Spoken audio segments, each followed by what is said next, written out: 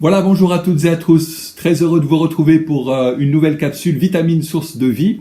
Ce matin, j'aimerais aborder d'une manière très concrète et pratique une loi relationnelle importante, évidente et qui apparaît dans les évangiles. C'est le Seigneur lui-même qui, quelque part, l'a instaurée et nous la découvrons. C'est la règle des 70, 12, 3. Qu'est-ce que c'est que cela encore? Qu'est-ce que le pasteur nous sort? Qu'est-ce qu'il invente? Eh bien écoutez, on va lire ensemble dans Luc 10, verset 1, « Jésus désigna encore 70 autres disciples. » Dans Marc 3, 14, il est dit, « Il en établit 12 pour les avoir avec lui. » Et enfin, dans Marc 5, 37, « Il ne permit à personne de l'accompagner, si ce n'est à Pierre, à Jacques et à Jean. » Donc à 3. Il y a donc ici différentes sphères. Même le Seigneur avait ces trois sphères différentes dans ses relations publiques, je dirais. Il y avait la sphère des autres disciples, des 70 et même au-delà, avec lesquels il pouvait parler de quantité de choses, mais pas de tout. Il réservait pour les 12 certaines situations qu'il pouvait apporter, élaborer avec eux. Il pouvait approfondir certains sujets qu'il n'approfondissait pas forcément avec la multitude des autres disciples. Et enfin, parfois, nous le voyons, il réserve à simplement 3 de vivre des expériences particulières. C'est le cas lorsqu'il va sur la montagne de la transfiguration où il appelle Pierre, Jacques et Jean avec lui. Il y a d'autres niveaux également.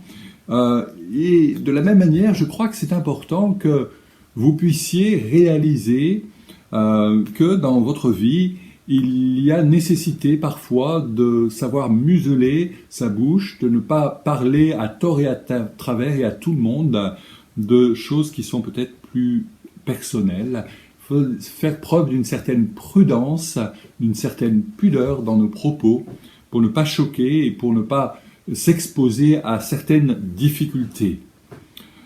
Il est inutile de raconter aux 70 ce qui ne regarde que les 12, voire même que les 3, voire même que les 2, c'est-à-dire votre conjoint et vous, dans le cadre et la sphère du couple.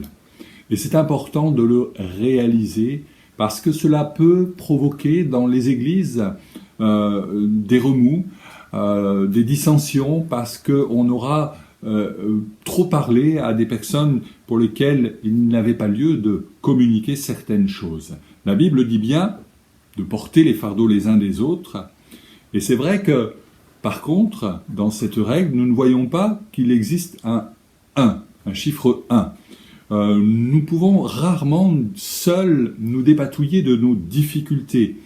Il est des domaines où des échecs, des rechutes sont là et nous n'en sortirons vainqueurs que dans la mesure où nous prenons des appuis opportuns des personnes qui sauront nous soutenir, étant elles-mêmes fortes dans la foi, étant elles-mêmes consacrées pleinement au Seigneur, faisant preuve d'une certaine maturité spirituelle dans la vie de prière notamment.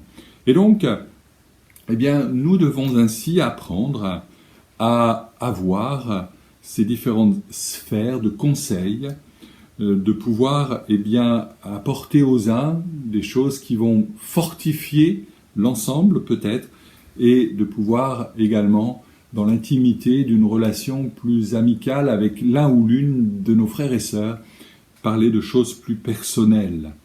L'essentiel, c'est de ne pas vivre en ermite.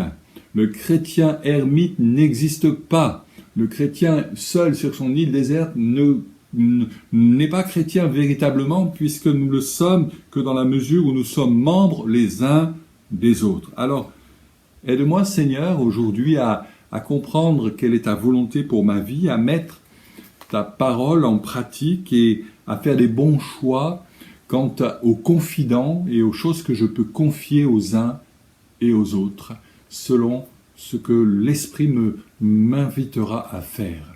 Que le Seigneur vous aide dans cette démarche. C'est pas facile toujours, mais sachez que Dieu vous invite à sortir de votre zone d'isolement pour entrer en connexion avec un frère, une sœur, avec lesquels vous pourrez partager. Que Dieu vous bénisse, à très bientôt.